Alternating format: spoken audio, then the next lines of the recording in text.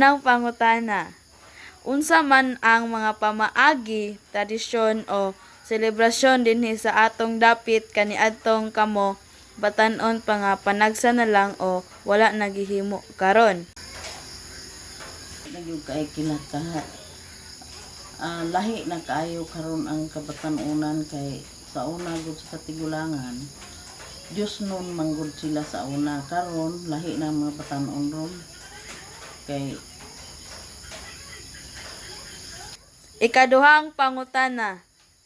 Giunsa man pagkalahi-lahi sa pamaagi sa pagkinabuhi o pagpakig-uban sa isig ka tawo, pananglitan, tinabangay, pangulitawo, pagkamatinahuron sa una kumpara sa kasamtangan.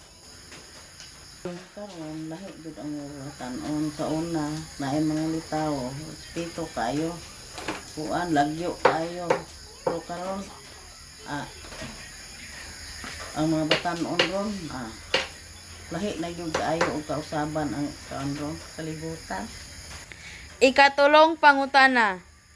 Unsa man ang pinakamingawon ninyo nga daang pamatasan nga unta ginahimo paghihapon sa mga kabatan-unan karon?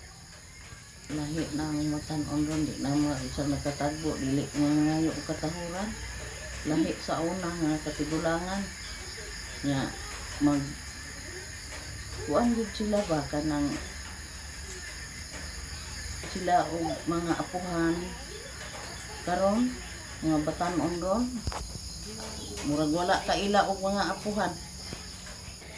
Last nga pangutana.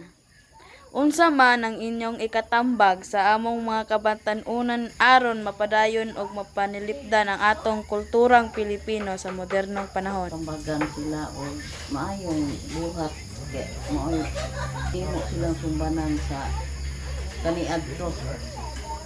Lahi naman gud karon ang kabatan-unan wala na ipagtuo sa mga katigulauna pa.